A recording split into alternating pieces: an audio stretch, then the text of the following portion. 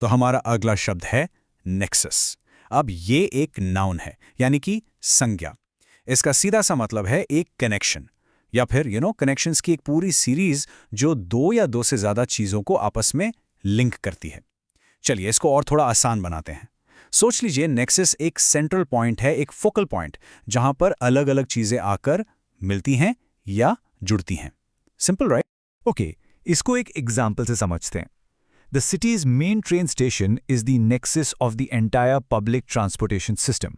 तो इसका मतलब क्या हुआ? इसका मतलब है कि शहर का जो मेन ट्रेन स्टेशन है ना, वो पूरे पब्लिक ट्रांसपोर्ट सिस्टम का नेक्सस है, उसका सेंटर पॉइंट है। आप इमेजिन कीजिए, वहीं पर सारी बसेस आती हैं, मेट्रो लाइंस मिलती हैं और ट्रेन्स भी आकर रुकती हैं। तो वो स्टेशन क्या बन गया? एक सेंट्रल हब, एक कनेक्टिंग पॉइंट, एक नेक्सस। चलिए एक और एग्जाम्पल देखते हैं। Her research focuses on the nexus between poverty and lack of education. अब यहाँ पर nexus का मतलब है एक गहरा कनेक्शन या लिंक। मतलब उसकी जो रिसर्च है वो गरीबी और पढ़ाई लिखाई की कमी के बीच जो कनेक्शन है ना, उस पर फोकस्ड है। तो इससे एक बहुत इंपॉर्टेंट बात समझ आती है कि नेक्सस सिर्फ ट्रेन स्टेशन जैसी फिजिकल जगहों के लिए नहीं होता, ये आइडियाज और प्रॉब्लम्स के बीच के कनेक्शन को दिखाने के लिए भी इस्तेमाल होता। ओके, अब आते हैं तीसरे एग्जाम्पल पर। The coffee shop served as the social nexus for local artists and writers. बहुत ही बढ़िया एग्जाम्पल है ये। इसका मतलब है कि वो कॉफी शॉप शहर के लोकल आर्टिस्ट्स और राइटर्स के लिए मिलने जुलने का एक सेंट्रल पॉइंट, या कह सकते हैं उनका मेन अड्डा बन गया था।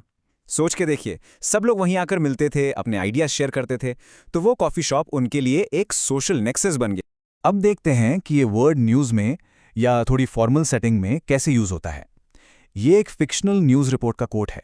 We are investigating the nexus of financial crimes and international politics. इसका मतलब है कि हम फाइनेंशियल क्राइम्स यानी पैसे से जुड़े अपराधों और इंटरनेशनल पॉलिटिक्स के बीच जो कॉम्प्लेक्स कनेक्शन है उसकी जांच कर रहे हैं।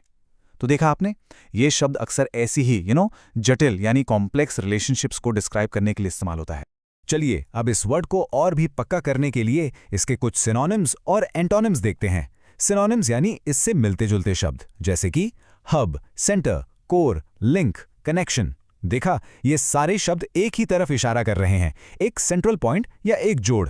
और अब देखते हैं इसके एंटोनिम्स यानी इसके ऑपोजिट वर्ड्स। वो हैं पेरिफ्री, एज, एक्सटीरियर, डिस्कनेक्ट। इन सब का मतलब होता है बाहरी हिस्सा, किनारा या आपस में कोई कनेक्शन ना होना। तो अब बिल्कुल क्लियर है, राइट? नेक्सस हमेशा सेंटर में होता है, किनारे पर नहीं। बस आज के लिए इतना ही, मिलते हैं नेक्स्ट वीडियो में। Happy learning.